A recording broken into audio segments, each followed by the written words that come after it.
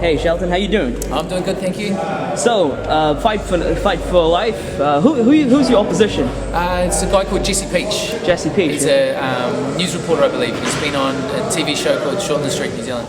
So, easy fight? Well, I've been training very hard, so I'd like to think that, but it's boxing, you know, anything can happen. We'll go into the fight prepared and confident, but also humble. So, why boxing? You know, I mean, you come from a music background. I mean, I guess you have good rhythm, so you can sort of use that in the rim, you know, sort of get your rhythm going. Why'd you choose boxing? To be honest, I didn't actually choose it. I got a phone call, and then you know, I sat on it for a couple of days, and I just thought the fitness is going to be great, the challenge is going to be great, and I am a boxing fan like most people as well. So it just made sense. The timing was right, so I said, let's do it. So, you know, being a boxing fan, do you also sort of, because you look very fit, so do you sort of use the boxing regimen into your training as well? Like, do you train like an athlete? You know, I've been drumming for a long time, so my upper body strength from all of the arm movements was already there. My core fitness was already there, so it was just that when I started boxing training, I just kind of guess I changed the technique a little bit more, and yeah, like I said, the fitness was already there, so yeah. I've just been working hard at it, and here we are now. So I wasn't this fit beforehand. For sure, you know, the lifestyle of a musician is completely different.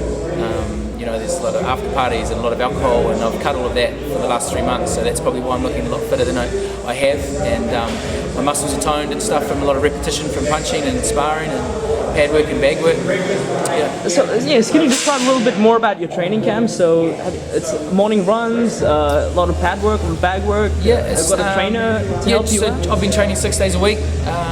I started with doing some runs, and then it'll be about a couple of hours a day. So each day will be slightly different. So it could be bag work, pad work, sparring, or endurance on the bags. And it's progressively got obviously harder.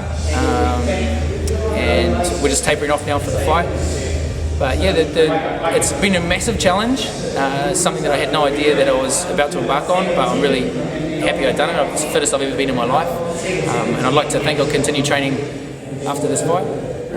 But I've had a great team around me, great people supporting, and yeah, it's actually a life-changing event, so I'm really looking forward to getting in the ring. You know, it's quite an honor to fight on the undercard of, you know, Joseph Parker, who's right now the WBO #5 heavyweight contender in the world. What do you think of Parker, and you know, what do you think of his future? It's actually really nerve-wracking. Yeah? You know, when I'm telling people I'm fighting, and then as soon as I say, oh, it's the Joseph Parker undercard, I get a bit of a smile because it's my first fight, obviously. And I mean, I'm not claiming to be a fighter or anything, but he's an amazing fighter. You know, such a talent, and I really think he's going to have an easy win this weekend. He looks great. I saw his last fight with Kali Meehan. It was very, very impressive. So you know, he's a contender now. We'll see what happened with Klitschko on the weekend. So yeah, I wish them all. You know, quite an upset, huh? Yeah, it's going to be great to see. You know, them take him to the next few fights and see where he goes internationally. It's great for New Zealand boxing. Again, something that I've just been kind of getting into. My knowledge of boxing is nowhere near as experienced as a lot of people that I've been around the last 3 months, but it's been great to learn from a lot of people, and you know, very, very blessed to be given this opportunity, so it's cool. You know, just talking about creativity, you know, as a drummer, some people get these short bursts of creativity, right? And they, you know what I mean? So you sing in the shower and you get this moment of clarity, right? And then it disappears. How did you manage to hold on to that burst of, you know, creativity and hold on to it, and, you know, not sort of get mind blocked or your brain drained? Like, how do you sustain it, you know? I think just focus, and I think that's why I've trained so hard as well with boxing. I've been able to relate it to that. Like, you know, you've got to, nothing's handed to you. You know, you've got to work hard in everything in life, and that's drumming or that's boxing. So, you know, I'd rehearse a lot with my band, or I would rehearse a lot just playing drums myself and honing my skill and my craft. And the more hours you put into anything, the better you're obviously going to be. And that's the same as boxing. You know, the more times you hit the pads, the more times you hit the bags, you're going to get stronger, faster and better. And I've noticed that progression over the 3 months. And, you know, going into the ring, I feel really equipped. I haven't cut any corners. I'm going to do the best I can. I can't say what the result's going to be on the night, but, you know, there's a great saying that people don't rise to the fight, they fall to their preparation. So I kind of already had that knowledge because I'd seen what had happened with my music. If I worked hard, I got better gigs, my band got better, we progress. We've got record deals and things like that. So it all comes down to hard work, and everyone knows that. And same with boxing, it's hard work, and I've put that in. So I'm looking forward to hopefully a win on the weekend.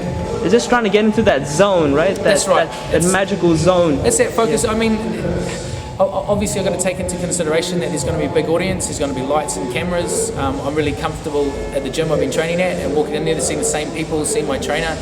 But when I'm out there, you know, it's a lonely sport when you're up under those lights. It's just you and the opponent. So I've got to take all that into consideration. But I have experienced that to a certain degree, walking out on stage for many years in front of crowds. So you know, performing is something that you're quite used to, right? Yeah. But I mean, it's boxing. You know, there's pride there and everything, and no one wants to get smacked out in front of thousands of people.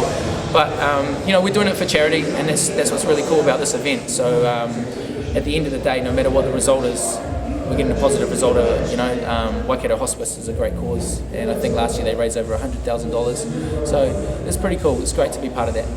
You know, you used to be a judge on X Factor. I mean, can you be a judge at a boxing match as well? Do you think you have what it takes? Not at that level, but you know, I've definitely, because I've lived and breathed boxing for the last 3 months, it's almost been a full-time job. I've definitely learned a lot more. So you know, I've been to the odd corporate fight in the last few months as well, and I've definitely noticed things that I possibly wouldn't have noticed before. Just small things like you learn in the beginning, from you know, keeping your chin down and keeping your hands up, and how important your footwork is and your composure and stuff like that. I mean, pretty much general knowledge that most boxing fans would know, but you start to get more and more the more deeper you go into the sport, and that's what I've loved about it. Is you know, I've learned a new skill.